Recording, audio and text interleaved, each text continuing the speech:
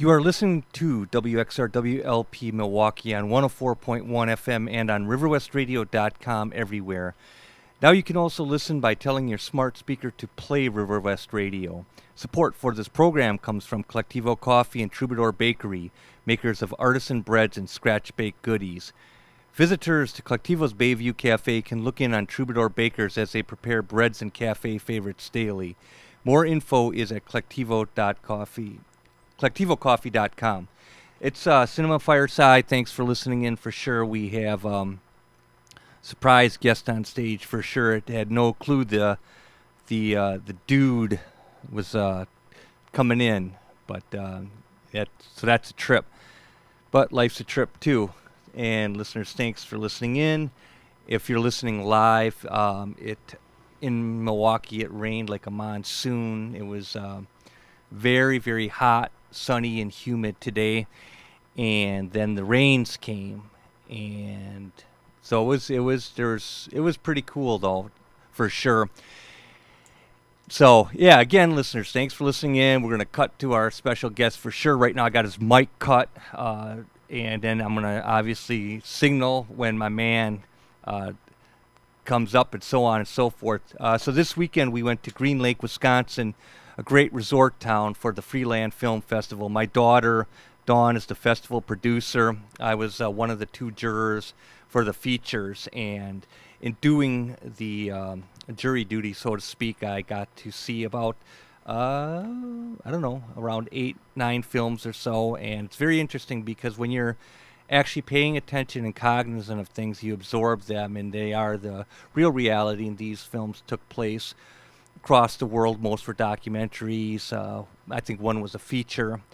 And so I wouldn't waste my time. You do have to waste your time sociopolitically. We all do. We all have these ties that bind and so on and so forth, and you have certain obligations and responsibilities that are unavoidable and inevitable. So when people say, hey, man, why you got to do this? Why you got to do that? It's like, look, man, what is this, your first day on Earth, man? There's sociopolitics involved, and you got to grease the wheels. You got to do this. You got to do that to keep things smooth. And, you have various entities and all of that stuff. You just got to keep some sort of cohesion rolling. So, and if a person doesn't understand what sociopolitics or something like that, it can be seriously explained. So I'm not going to waste time hemming and hawing, and we can be quite direct about it.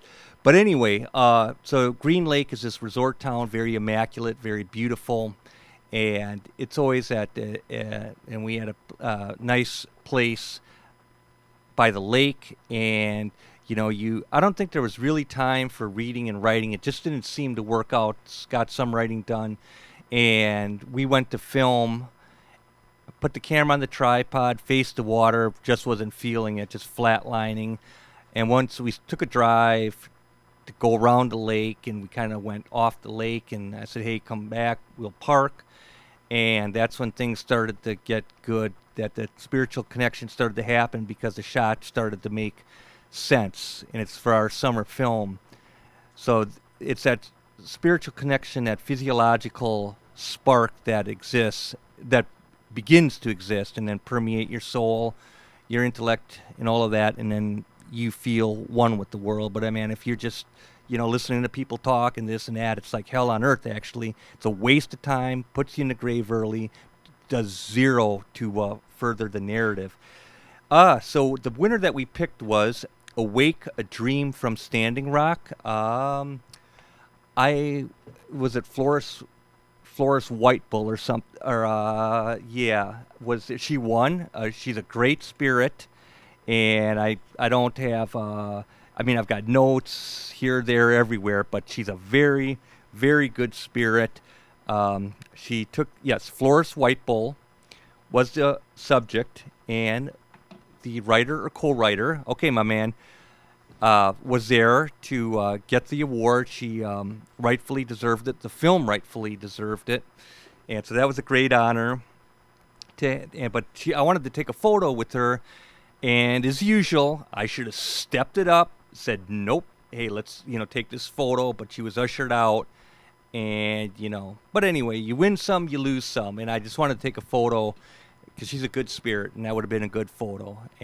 But anyway, like I say, it's not about the battles. You're going to win some, you're going to lose some, but ultimately you just got to win the war, and that's the bottom line. So a little bit more reading and writing, but it was very, very minimal at best. But we'll see what happens next time for sure. And it's just great to be around the people. The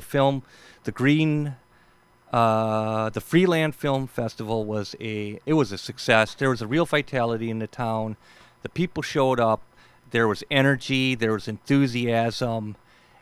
And congratulations, Dawn, on Festival Producer for a very successful film fest. Like I said, you had a great energy. You selected great films. It was all on the money. So huge congratulations to you and on a very successful film festival, Dawn. My latest play that got into the one-act film festival festival here at Village Playhouse ended on Sunday. We went. It was a nice time. It's good to meet people who are down for the cause, that participate in these creative endeavors. It's nice to be around that energy where people are actually focused on their thing, and actually the collective does something meaningful, and not, the hell on earth is being with a bunch of people. Oh, what are we going to do? What are we going to do? I will walk so quick. You got to be a dingbat not to have focus in life. It's your call. You can do whatever you want. There's some people that just ain't going to play into that. Hey, we should do this. We should do that. Hey, be my guest. Send me a postcard, man. And you could swear on the air, so kiss my ass, basically. Because it's a waste of time. And I say that like that because I swear when the day is done, you're laying in that casket, the very last tear rolls down your cheek. And I wish I coulda, I shoulda, all of that stuff. All those people that screwed you over, that wasted your time, they're not to blame. They ain't even going to be at your funeral, man. I guarantee you that. Maybe one or two of them will be, but everyone who's killed your life, they ain't going to be at your funeral. So now is the time when you're still standing on 2 feet to say, kiss my ass, and live your life the way God wanted you to live your life, man, and that will be beautiful. I want to thank all the people who came out to see the play. I want to thank Lyle, as usual, for everything. Total thumbs up. Great person. And what else were we supposed to cover? Oh, another thing. We got some good filming done last night. We were at Altera at the Lake, and looking out the window, we saw the persuasive breeze ripple the foliage on the tall trees. It was very magisterial. And so we got out the tripod, got out the Canon Rebel, started filming, imported the footage today from Green Lake, from Altera at the Lake, and it is just beautiful. It's good. It's good stuff, and it's always good to make use of your life. And bam, there you have it. Now, that said, my man. Hi, Mark. What up? It's great to be here. So you take the subtle tack while I do the rolling tack. I understand the dichotomy of persona. Welcome aboard, my friend. Oh, man. You just, like, not wearing a headset on my phone in a parked car outside of a coffee shop.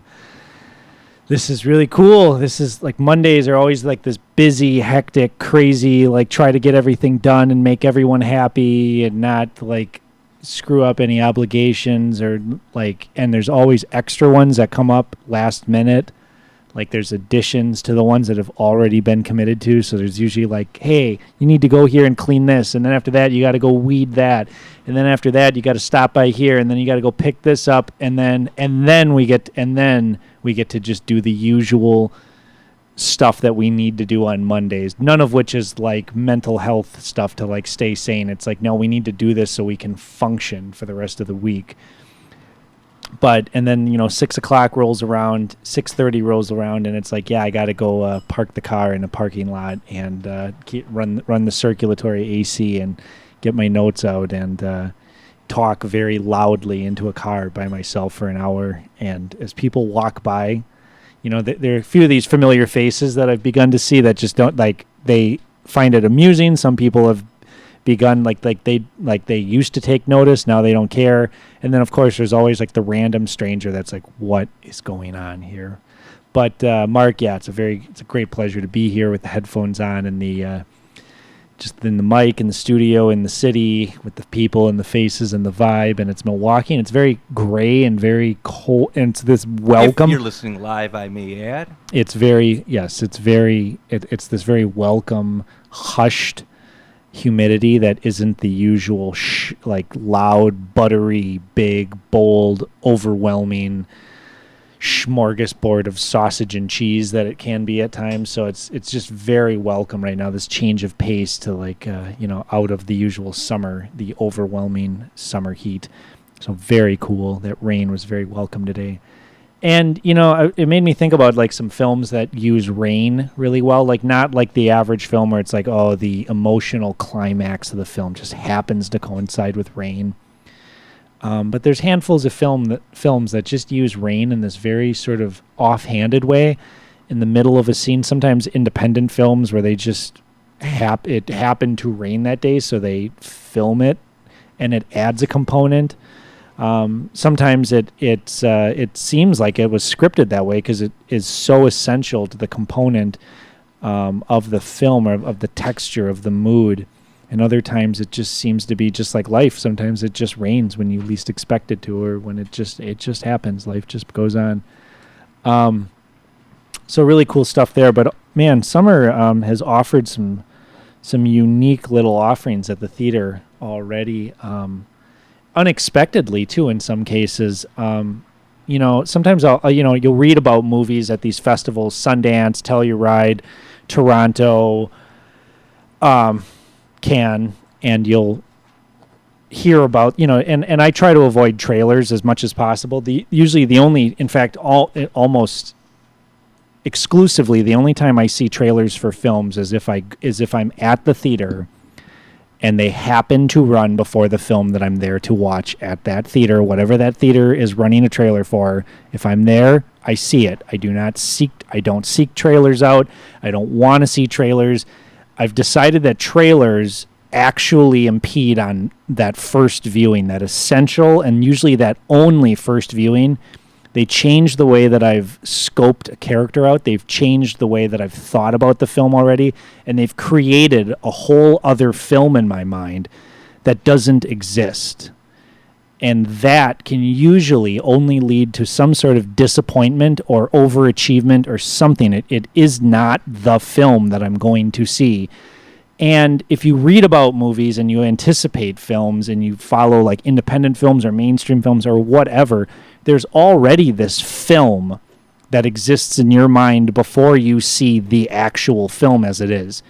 Because whether it's film critics that are discussing these films or film nerds or film writers or film bloggers, or it's just the pop buzz about smaller films or bigger films, it already creates it creates a loop in your mind of expectations. And that can only lead to disappointment most of the time, not always. Like a movie like Paul Schrader's First Reformed, I don't anticipate the fact that, yes, I happened to have seen a trailer before I went to go see RBG. The very unsurprising but very well made CNN Films produced documentary about Ruth Bader Ginsburg, one of my personal heroes. Seeing a trailer like that is not going to ruin the film. It increases my anticipation. It softens a handful of edges. It increases a few. But I will admit that like there's a handful of scenes that I now know what's going to happen. I now know what the interiors of certain scenes and how, I there's like 25% of the film that is no longer going to be a mystery to me on that first viewing. And even something like that, we're dealing with a new Paul Schrader film, and we're dealing with a film that has been praised as a great return to excellence for Paul Schrader.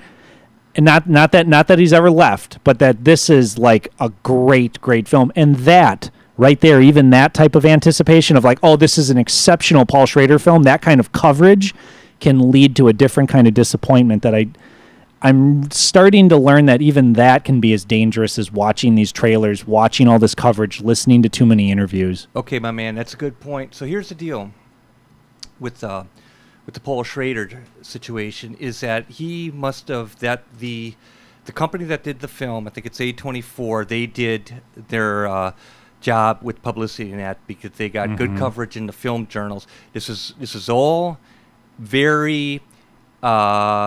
What's amazing about this, because the last time we heard of Paul Schrader in a big way was obviously with Lindsay Lohan and the Canyons and that huge reportage in the New York Times Magazine. That thing in the New York Times Magazine brought the Canyons to the fore of public interest and heralded as this low-budget disaster, which it wasn't. Yeah. It was, and just like this, they have now a publicity machine that is, speaking of the Canyons, is off limits. There is no precursor to that prior experience.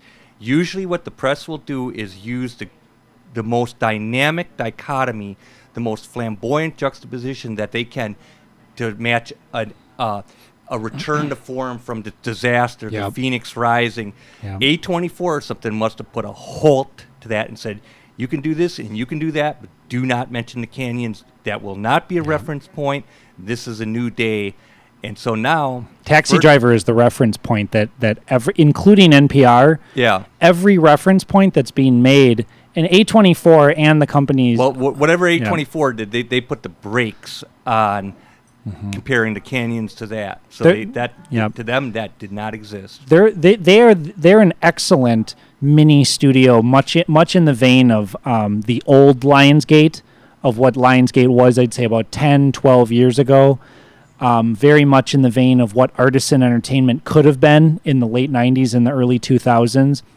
They have the mechanics of and the scope of a large studio with a smaller staff, and they only pick films that they know is going to either incite controversy, is going to be liked by a cult audience, and is going to have longevity, is going to get critically well reviewed and well received, is going to create some sort of a controversy or buzz at a film festival, and has some reason for existing, or it has like a famous actor that does like a really memorable performance. They don't pick up or create product that they don't feel isn't going to excite film writers and an audience, and they're really smart about that. I have never seen a film that has that A24 sliding logo on the beginning of it that has yet to at least leave a visual or some sort of a topographical message or an imprint in my mind, even if it's that I didn't agree with the film, it didn't jive with me, it didn't work with me. Even a film like The Witch, which I really couldn't stand. I couldn't stand it because it's such a pronounced, such a really specific film that has a unique visual landscape.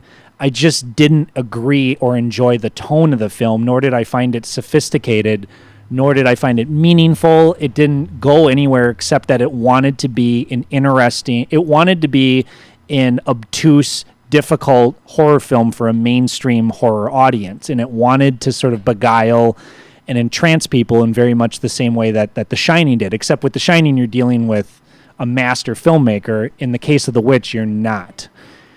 But A24, even in moments like that, you're still dealing with no matter what their opinion of that film was, they realized it at the first screening. They picked it up right away.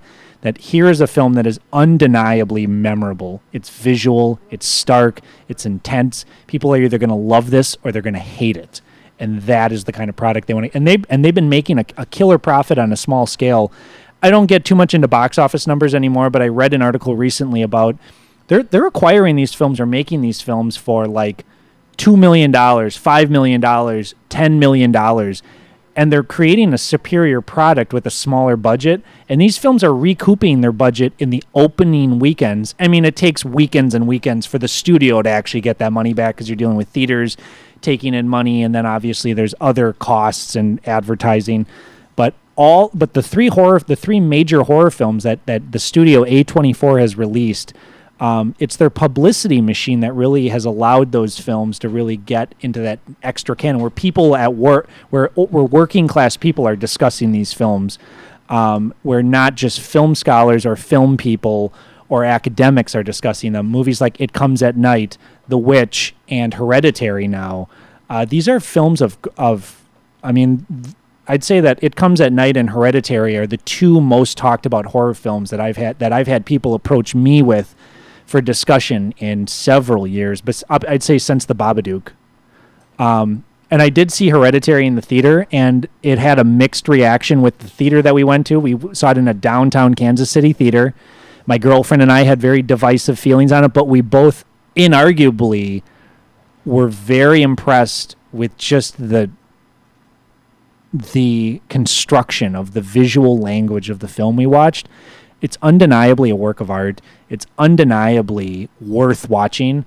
And I can't say that about even a lot of movies, even movies that I really like or find things to like, because most mainstream product, even the stuff that I choose to like, I'm not going to say that there's like great merit behind a lot of these movies. And even a film like Hereditary, which has its own language, it has its own mood, it has its own cadence, it has its own rhythm, and it doesn't try too hard to be obtuse, which was very welcome. I had fun with the film. It genuinely scared me and unsettled me and held me. And there were certain images that I cannot erase from my mind, and more importantly, my emotional mind. There's two scenes that, like, when I think about them, I get emotional, and not on a horror level, not on a scary level or a fright level, but on just the fact that there's an emotional depth and realism to single shots in the film that are conveying a single feeling in a character where they're not sharing this feeling with anyone else. It's just a real moment of real acting, and it's unpretentious, straightforward, and it conveys something that I can't quite bring to words, an image of a child eating a piece of cake.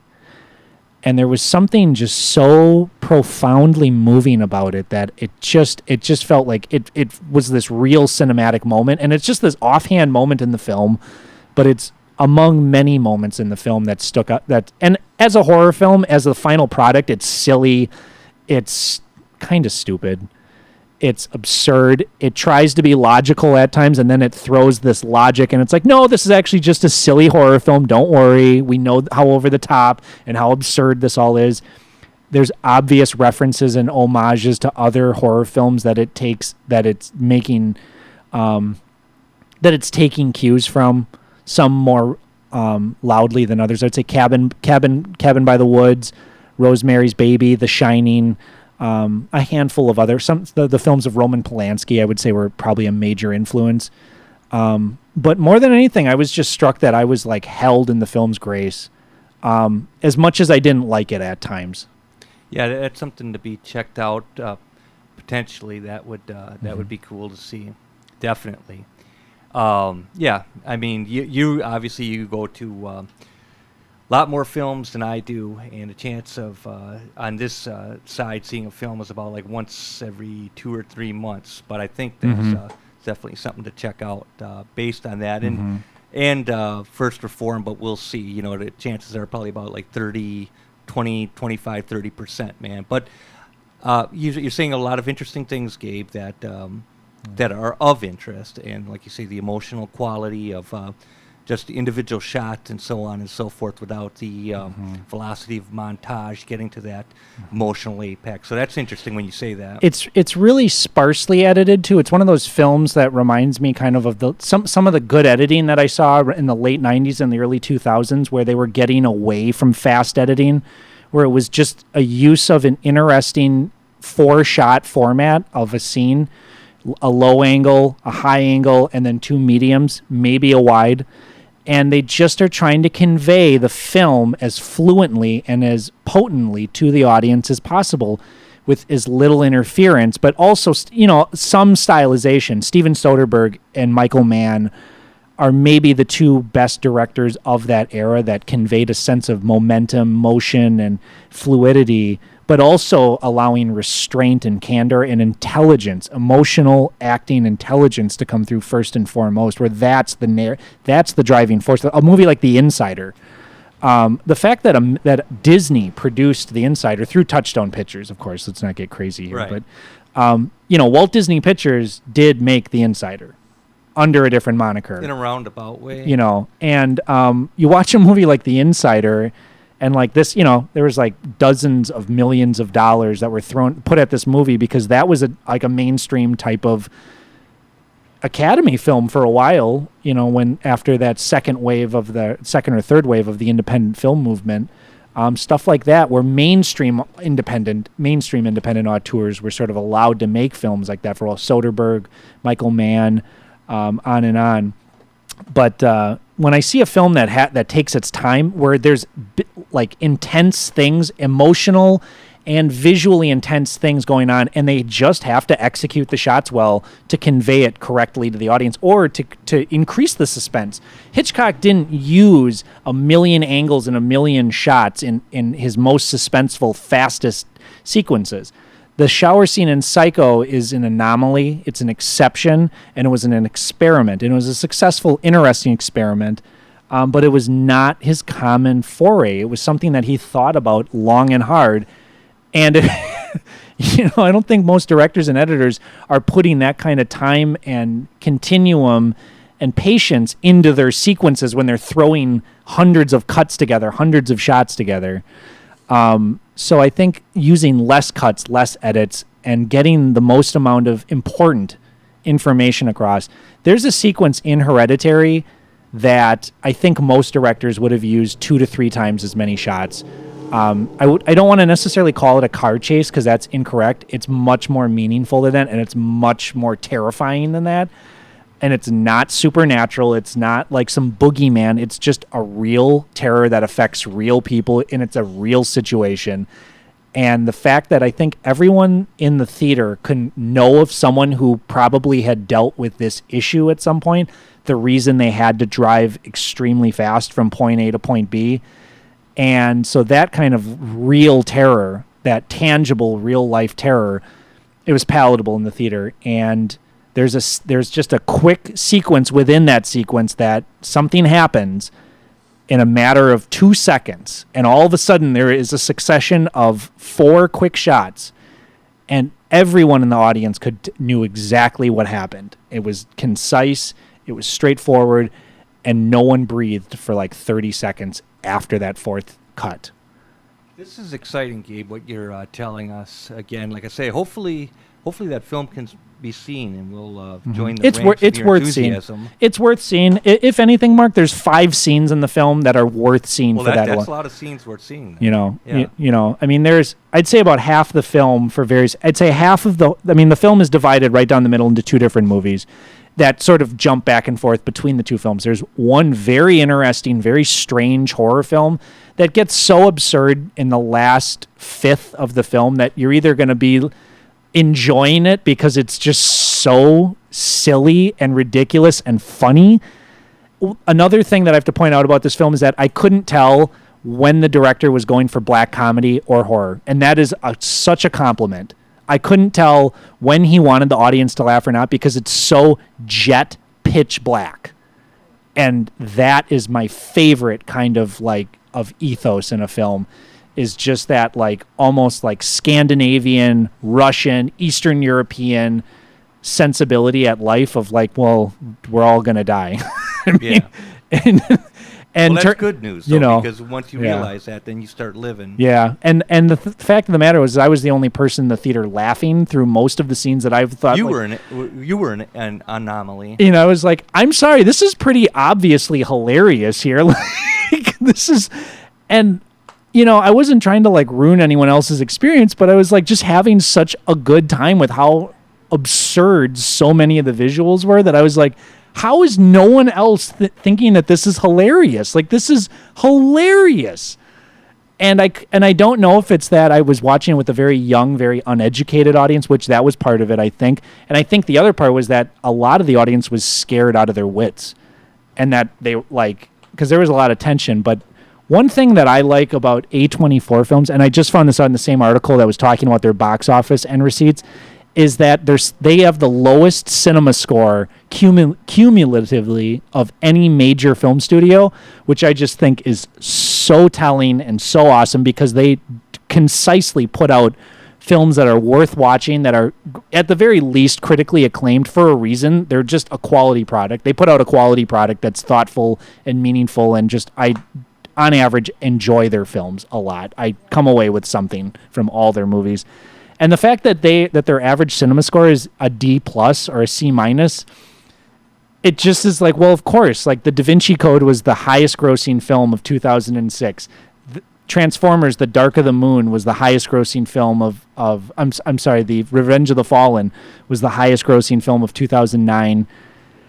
It's not surprising, but at the same time, it's like that they're playing that system really well because they're advertising to the masses. They're getting them to show up, and then they're showing them a subversive product that it's like the joke is on them for buying into the advertising, taking the bait, and showing up to a movie, not necessarily like a film that they should think is good, but a film that isn't insulting to their intelligence at the very least, and they don't want it. They hate it, in fact. Kudos to A24 Films. That's all I got to say about that. Just that's it right there. Wow, amazing. So you saw First Reformed. I have not seen First Reformed yet. Oh, you have yet to see it. Yeah. Okay, that's interesting. In fact, I had to catch up on some reading with Film Comment and Cine East and that. I've been, what's up, my man? That's another thing I was going to bring up. So the other week when I was talking, 2 weeks ago when I was talking about Bill Simmons' film podcast, The Rewatchables. Okay. That's not required listening for a film, for like a thoughtful film audience. I think that's required listening for people that like mainstream action films, or that like sort of like movies that are shown on TNT and TBS and USA and stuff like that. People that like flip through channels, but also know who like Scott Glenn is. People that know like film cowboy. Yeah, like film directors by name, actors by name, can know like the years that certain films are made. Know like weird facts. The Rewatchables is a great podcast for that type of IMDb internet addict. But the podcast that I just found out about that I'm like baffled I didn't know about is the Film Comment podcast, which is like as movie nerd porn as it can get. Like, you're talking about some of the most well-informed, well-read, worthwhile to listen to film scholars of our time, very candidly and very offhandedly and very straightforwardly discussing very highfalutin film content. My man, this interests me. So it's worth listening to. If you've got the internet, you can listen to it. Is that correct? If you have a podcast catcher, I think they call it a catcher, so like Google Play or iTunes or anything like that. If you have an ability to listen to free podcasts, even on Spotify, I think they have them now. The Film Comment podcast is so worth your time. It's not even funny. Well, can't Joe Blow just write, type all of that Probably. stuff in and listen? I'm sure. Without this thing you were talking about? Yeah, I mean, Mars and back to listen to it? Well, the Google Play, because I watch movies on there. I listen to my music on there. It's just like what I use my media through. Yeah. I stream my media through it. So it has a podcast section. So it's easy. I listen to it when I'm at work. Yeah, smart move, my man. Right on my phone. See, I'm going to tell you something, Gabe. I like you. You're a professional. You actually, for you, the sky's the limit, because you're not only are you extremely intelligent, you're extremely cognizant of disseminating that intelligence, and also what is worthy to be a part of that spectrum of intelligence. So all I got to say to you, my man, is the sky's the limit. Mark, couldn't agree more for you, and thank you. Actually, finding good friends, extemporaneous quality that you have. Thank you, in your precise articulation, that is a total thumbs up. I thank you, Mark. Thank you. It's just a real pleasure to be back here, and it's just a great pleasure to be back here and to be on the show, our show. Mark, I smile for the first time at 7:35. Mark Borchardt and Gabe Van Handel's film show. This is really good stuff. Yeah, it certainly is, and it's amazing. I think that there's people who look at people who and say, well, is something up or is are able to decipher that. And that's in some this is I'm at a loss for words. What are you gonna do? Yeah, life goes on. I guess. Yeah, we have the phantom specter. Things happen. Things Yes. happen. But life continues, and you always have to look backwards and forwards and at the present moment in order to take in the full scope. You can't do all three at once. But one thing that separates us from monkeys and from apes is the fact that we have a part of our frontal lobe in the front cortex which allows us to be creative and imagine and understand the cognitive possibilities of the future and remember the past specifically. We understand the concept of the not and the possible. And that's one thing where I think films are so important. If you show a monkey a film, he or she only understands the film in the present tense of that's an image that I'm looking at right now. There's no permanence. There's nothing spiritually permeating about that image. There's nothing transcendent. There's nothing lasting. There's nothing illuminating about the image that continues after they're done watching it. Cats, dogs are the same way. They're living in the present moment, which is probably why they don't freak out when they're looking at all sorts of stuff flying through from other dimensions. They're like, oh, well, there's that thing that I see once in a while, and they just get used to it. And human beings, what's weird is we're so locked in to this dimension, but we can imagine these other parameters. And what I find so mystifying about films is the literalization of these dreams and these fantasies, because it takes such a precise discipline to translate the ethereal into permanence. So a filmmaker that can translate that, whether it's in tone or whether it's in literal images, I just find, especially the surrealists or the contemporary surrealists, whether it's Buñuel or David Lynch, or even Mark. I saw this. I know I talked about it on the show a few months ago, but Annihilation, which is not a particularly great film, but there are a handful of sequences in the film, which I'd say add up to about 20-25 minutes, which are so obtuse and so bizarre and so surrealistic. I'm like, Paramount Pictures paid $40 million to release this film to a huge audience and advertised it as maybe like a weird, spooky science fiction film. And it is just like a cousin of 2001: A Space Odyssey. And it is just, there are sequences in it that they don't explain, where it just goes into the total abstract and avant-garde.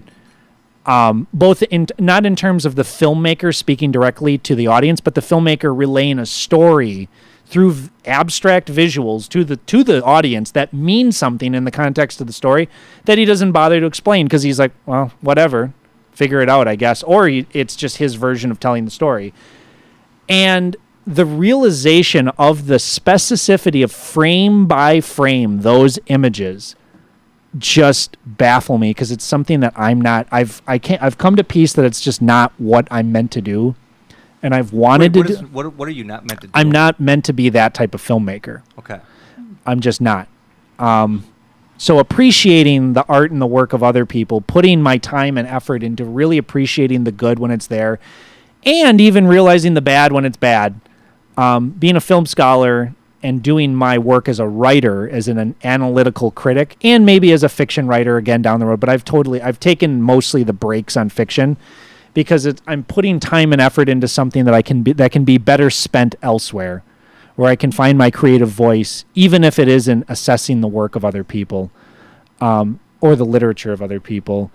And even mainstream films like that can offer these little treats.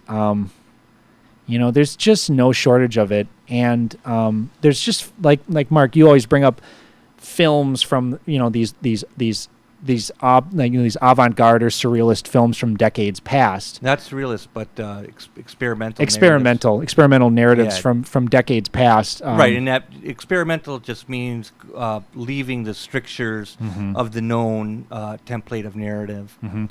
the Polish film. There's a number of Polish and Czech filmmakers that are extremely good because that was more the norm in their type of literature, was that it's strayed away from our type of Western literature.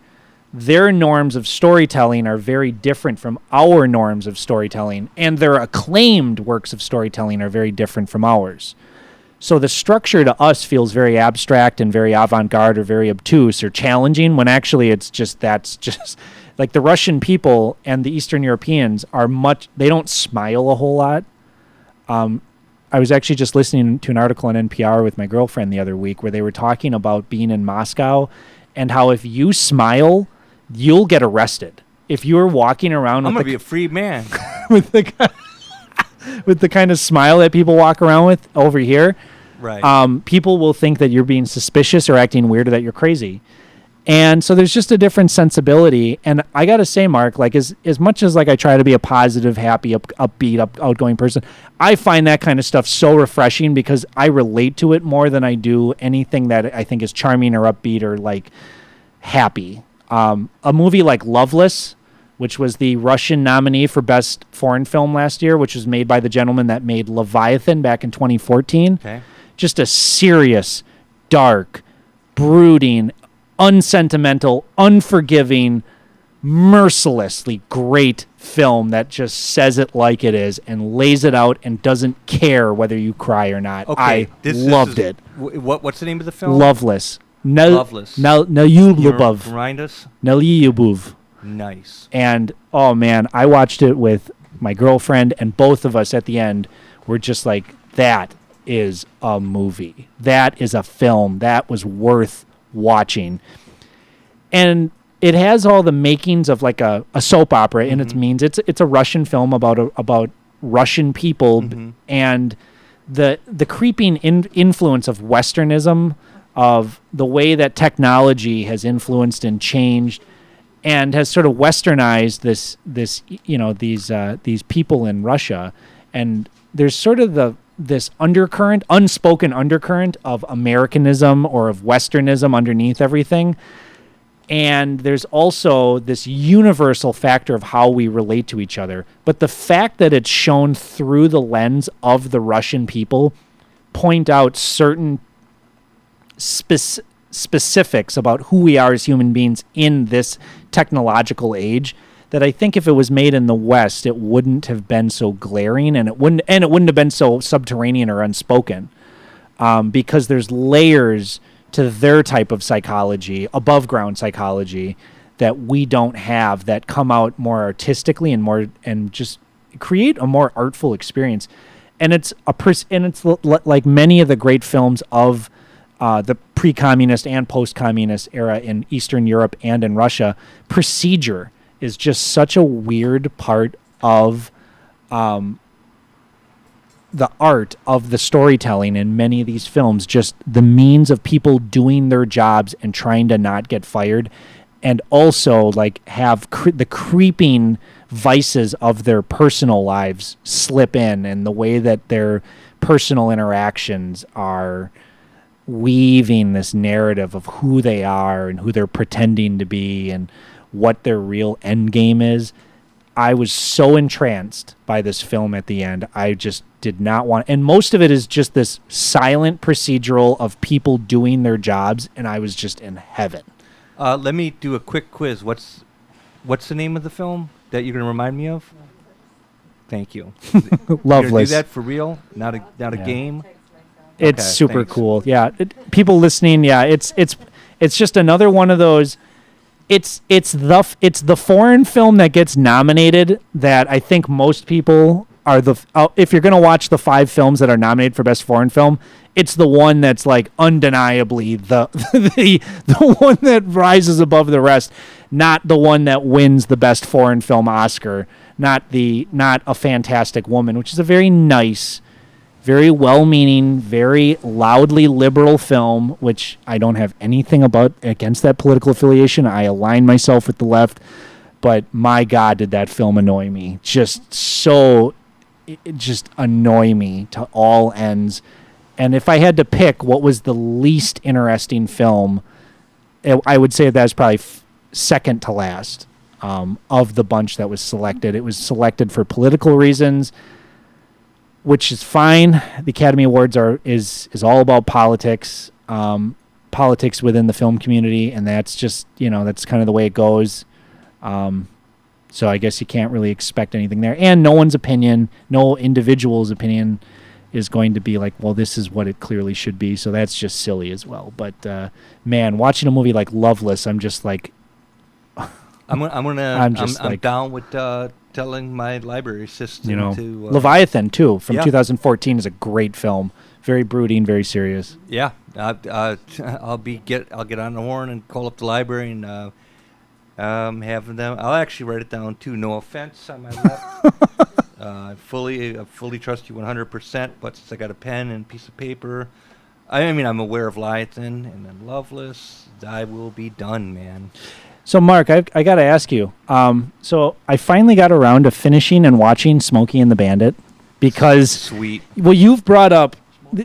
Here's the thing. You and I and Zav did a Burt Reynolds show back in 2015, and it's one of my favorite shows that we ever did. It was just so much fun. It was just engaging and enthusiastic, and we didn't take it serious at all. But there's a lot that I really admire and like about some of the... I did. Yeah. Now I do too. Like Sharky's Machine from 1981. Okay.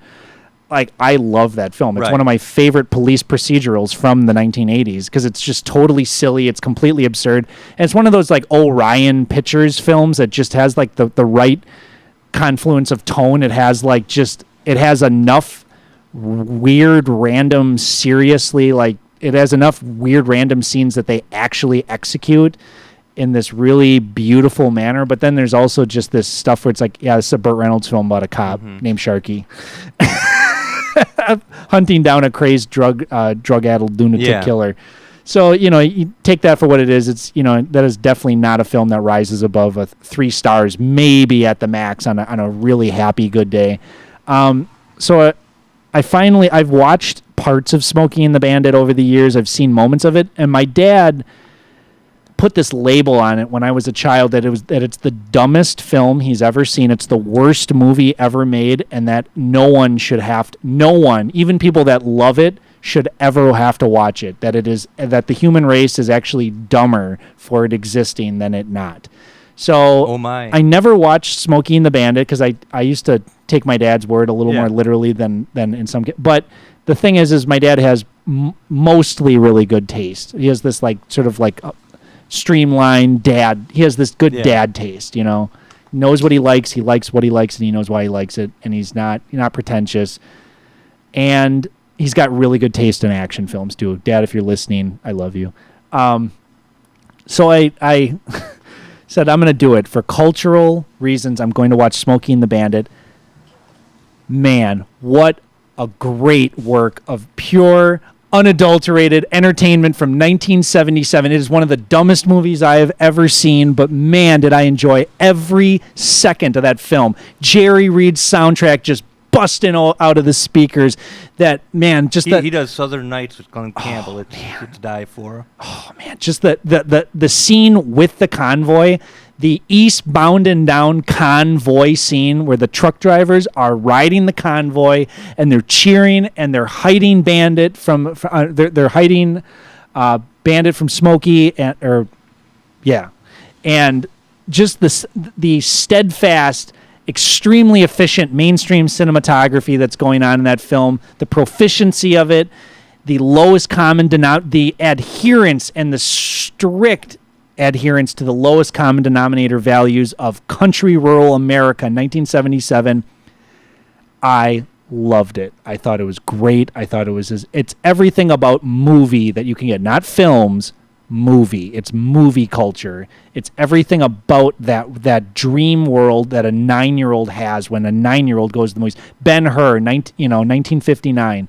That is movie land. Smokey and the Bandit, that is movie land. Wizard of Oz, that is movie land. These are things that streamline into that child consciousness, that inner child. And there is just something so magnetically beautiful about how stupid that film is. I just loved it. I was like, this is one of the great film watching experiences I've ever had. I I see why that is such a well revered and well loved and widely adored film. Because the concept of it is so tacky in theory, and the actual execution of the film is just so perfect in its awfulness. I could watch that film another 4 times in a row, and I wouldn't get tired of it. There's something I was talking about it with people at work, and they were like, I like the sheriff. No, I like the bandit, and there's just, you can see people's 10-year-olds and 9-year-olds, and like the fact that they've watched it over the years on television. You see their like these like waves of memories coming back, subconscious memories.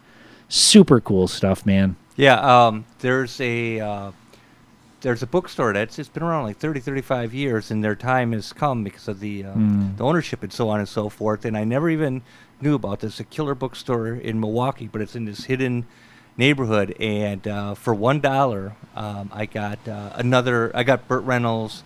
I read so much I don't even know now if it's his biography. There's the biography, and then there's the autobiography. Yeah, I read the autobiography that's written with John Wincour. So that's probably the nah, dude. That's supposed to be really good. Both of those books. I've read that. Yeah. So I'm reading the other one. The point of it is he lived a very large life, and through theater, through film, through television, all of that stuff, got all the women, which is commendable, all of that stuff. And I think he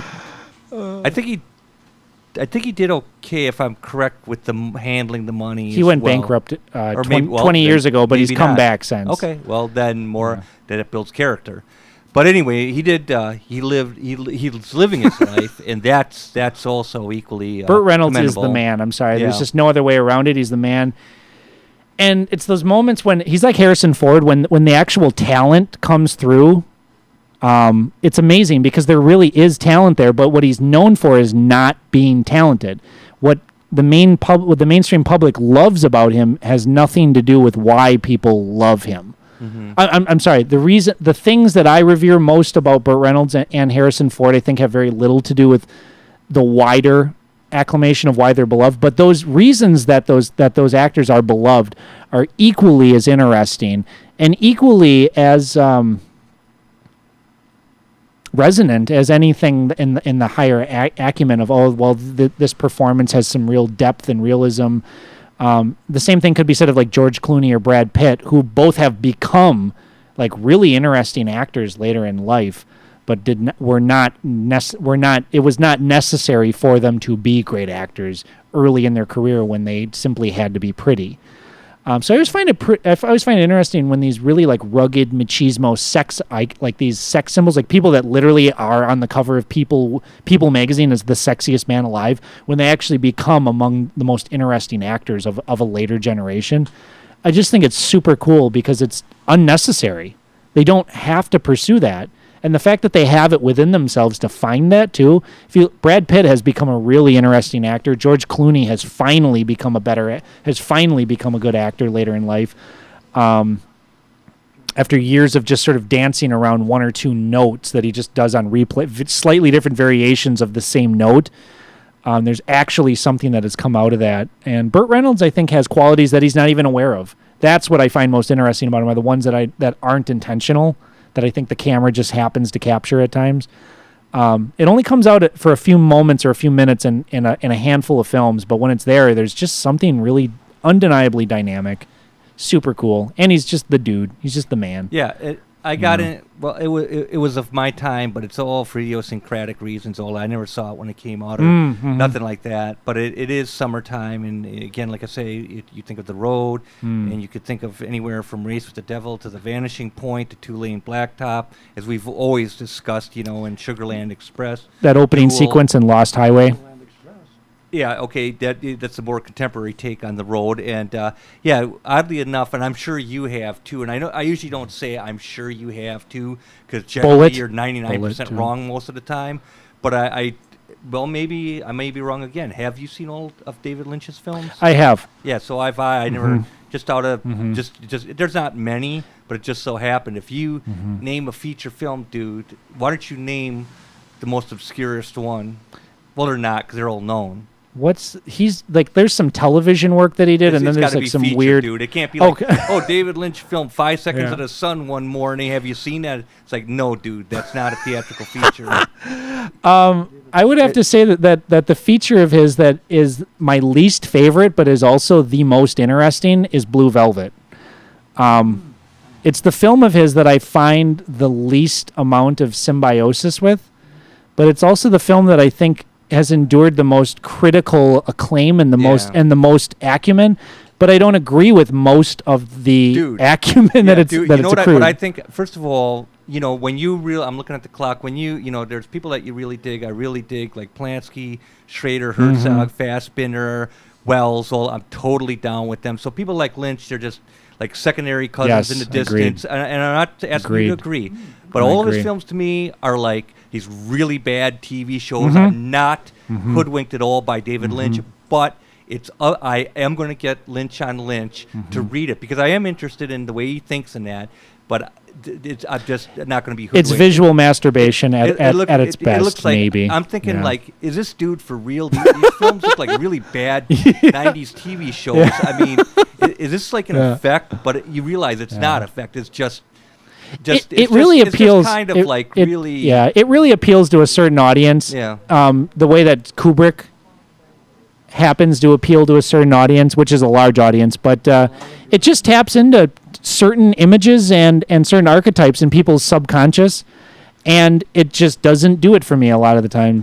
Sometimes but when it does it really well. And my colleague adds that Mulholland Drive was a pilot for initially for a TV show, and that, which is which confirms that. But yeah, I'm looking at it because there's some people that are just like all into it. I'm like, well, the Emperor has no clothes. I'm not knocking it or anything like that, but it's like there is that angle as well. There is that perspective as well. I find but to read his thinking and his thoughts, I'm totally down. His with method, that. I think, is more interesting than his product. Just the fact that it's all just this random stuff that comes out in transcendental meditation, that I think is more interesting than the finished product. Like I said, there's images and moments and scenes and idea and random stuff in his films that I just will never forget. I could probably list off what happens and what I remember about every film of his that I've ever seen, most of which I've only seen one time. There's an immense amount of interest in to think about that he is presenting you.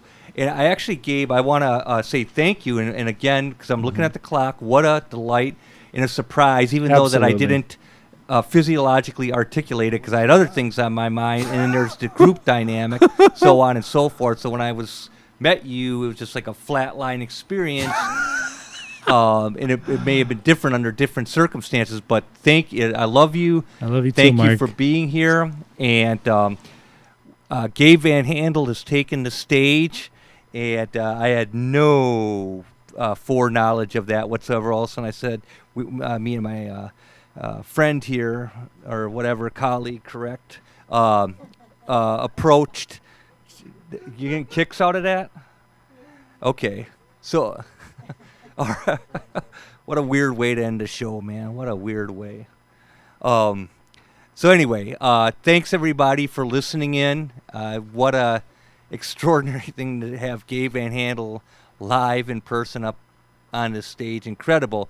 That said, we will be on at this same time next week on WXR WLP 104.1 FM Milwaukee. To hear past episodes, visit riverwestradio.com/shows and click Cinema Fireside.